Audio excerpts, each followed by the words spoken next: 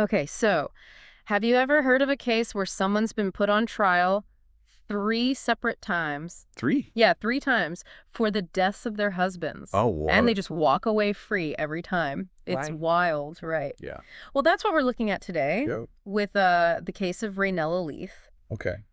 So, the source material we're using for this deep dive is an episode of the Married to Death podcast. I know that one, yeah. It's a true crime podcast, Right. and they go into some pretty crazy details about this case. Yeah. So we're talking Knoxville, Tennessee, 2 husbands found dead. Oh, my gosh. And let's just say the circumstances surrounding their deaths were a little unusual. Okay. Yeah. So the podcast really hones in on the death of her second husband, David Leath. Okay. He was found in their home, dead from a gunshot wound to the head. Oh, wow. And initially, the police ruled it a suicide. Really? But as they dug a little deeper, Yeah. things got, well, kind of murky. I bet. So Yeah. that's what makes this case so interesting. It's not just about, like one death, but you start to see this pattern emerge. Yeah.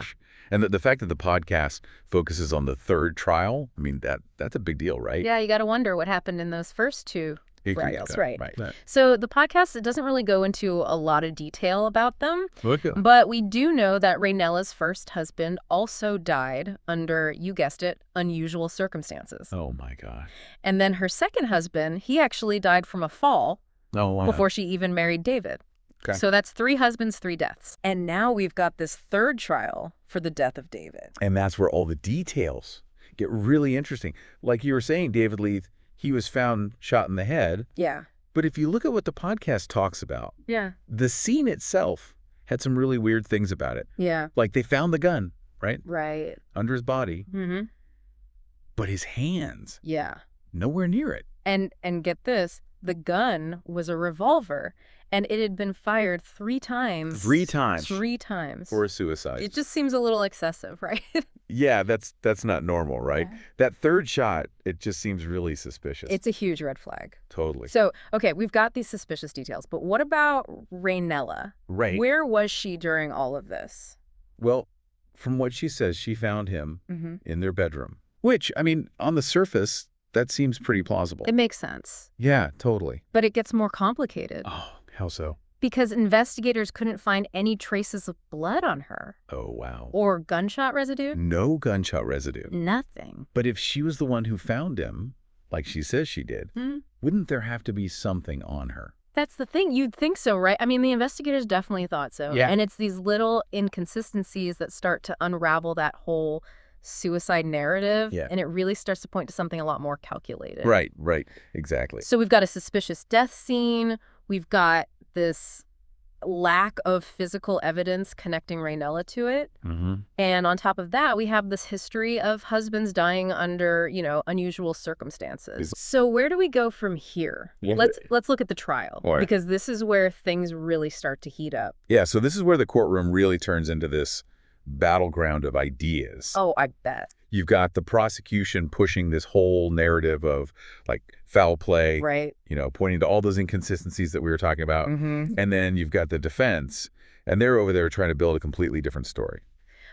Okay, so walk me through the prosecution's case then. Okay. What were they saying in court to try to convince the jury that Raynella was guilty?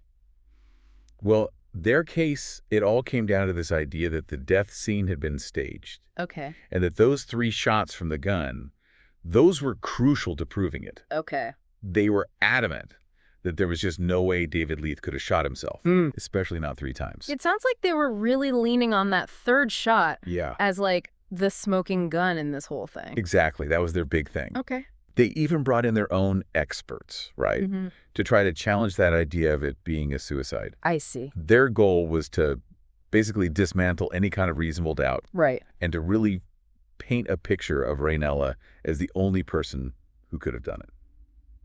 Okay. But if she shot him, wouldn't there be evidence of that? Well- like the gunshot residue? Yeah. We already talked about how there wasn't any blood on her either. That's the thing, and that's exactly what the defense used to their advantage. Oh, really? Oh, yeah, they basically flipped the script. Wow. They said, look, if Raynella had actually shot David, there would be clear forensic evidence. And guess what? We don't have that. So they used that lack of evidence to say that she was innocent. Exactly. They said her innocence is right there in the lack of evidence. That's kind of a risky move, isn't it? It is. It's pretty bold. Yeah. Especially in a case like this. Mm-hmm. But it's a common defense tactic when you don't have much physical evidence to work with. I see. And to make their case even stronger, they introduced this whole other element. Oh, what's that? They said, maybe this wasn't a homicide at all. Okay. Maybe this was a suicide, just a really, really unusual one. Okay, how do they explain that? Well, they brought in some experts to talk about this thing called post-death spasm. Post-death what? Spasm. I've never even heard of that. What is it? So it's this rare thing, right, where a person's muscles, like even their finger, can spasm after they die. Oh. And they said that this could actually cause them to fire a weapon. Really? Yeah, so the defense argued that maybe that's what happened here. So they're saying David died, his finger twitched, and he shot himself. That's their story. But did they have any evidence to back that up? Well, that's where it gets a little iffy. Yeah. The science behind this whole post-death spasm thing, it's still pretty debated. I bet. And there's not a lot of solid evidence to say for sure if it happened here. Okay. But the thing is, the defense doesn't have to prove anything for sure, right? Right. All they have to do is create doubt. Right. And this theory, whether it's true or not, it definitely did that. Yeah, that would definitely make me wonder. Right. So now we've got these two completely opposite stories. You've got the prosecution saying it was staged, and then the defense saying it was this bizarre suicide. Yeah. How did the jury even begin to process all that? Well, here's the thing. They didn't.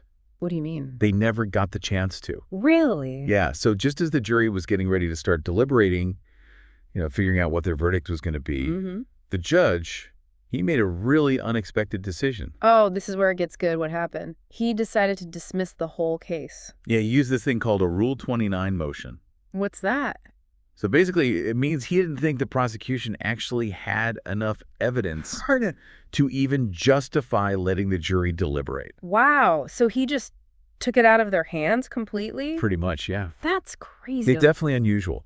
I mean, we're talking about 3 dead husbands, all these strange circumstances, and he just says, case dismissed. It is a bit of a head-scratcher, especially in such a high-profile case. Right. But I guess it shows how important the judge's role is. To make sure everything's fair. Exactly. Even if it means going against what the jury might decide. But that's what makes this whole thing so ethically messy, What do you mean? Well, according to the podcast, some of the jurors actually said later that they would found her guilty. Oh, wow. If they'd been given the chance. They must have been pretty convinced. Oh, they were. One of them even said something like, the evidence was clear. There's no way he fired that 3rd shot. It sounds like they weren't buying what the defense was selling. Not at all. So you've got the judge, who's supposed to be impartial, right? Saying there's not enough. Yeah. But then you've got these regular people who heard the same stuff, and they're like, nope, she did it. It really makes you think about what justice really means, Yeah, it does. Because legally, she was in the clear. Right. But in the public's eye, it's a different story. Totally. That suspicion is always going to be there. It's like a shadow following her. Exactly. And I think that's what makes these kinds of cases so fascinating and so disturbing at the same time. It's true. We may never really know for sure. Did she do it? Was it all just a coincidence? We're left with those same questions. Accident, suicide, or something more. It's like a true crime mystery that we can't quite solve. And that's our deep dive into the curious case of Raynella Leath. We'll be back next time with another case that'll make you think twice.